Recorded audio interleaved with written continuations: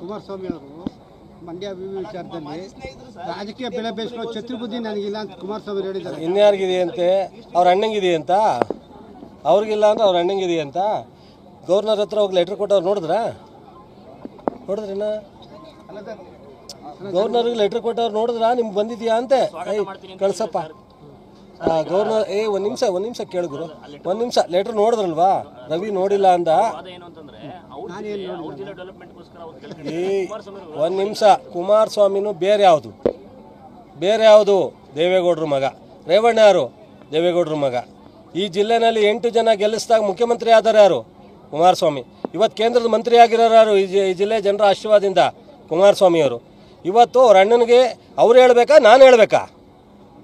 ನಾನಲ್ಲ ಹೇಳೋದು. ಇವತ್ತು 180ರಿಂದ 100 ಕಿಲೋಮೀಟ್ರ್ ಹಾಸನದಿಂದ ಆಗುತ್ತೆ.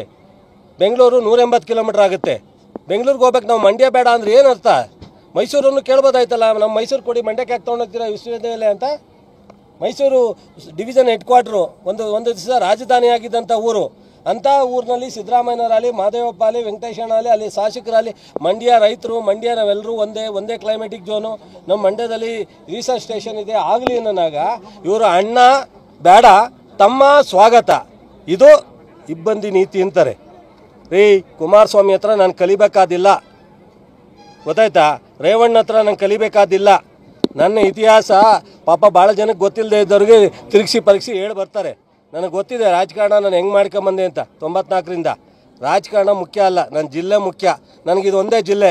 ಅವ್ರಂಗೆ ಈಗ ರಾಮನಗರ ಆಯಿತು, ಇಲ್ಲಿಗೆ ಬಂದರು, ಇಲ್ಲಿಂದ ಚಿಕ್ಕಬಳ್ಳಾಪುರಕ್ಕೆ ಹೋಗ್ತಾರೆ. ನಾನೆಲ್ಲಿಗೆ ಹೋಗಲಿ? ನಾನು ಈ ಜಿಲ್ಲೆ ಜನರನ್ನು ಋಣನ ತೀರಿಸ್ಬೇಕು. ಈ ಜಿಲ್ಲೆಗೋಸ್ಕರನೇ ನಾನು ಬದುಕಬೇಕು. ಈ ಜಿಲ್ಲೆಗೋಸ್ಕರನೇ ಹೋರಾಟ ಮಾಡ್ಬೇಕು ನಾನು.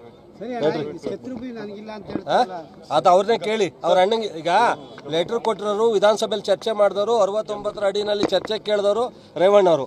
ನನಗೆ ಗೊತ್ತಿಲ್ಲ ಯಾರಿಗಿದೆ ಅಂತ.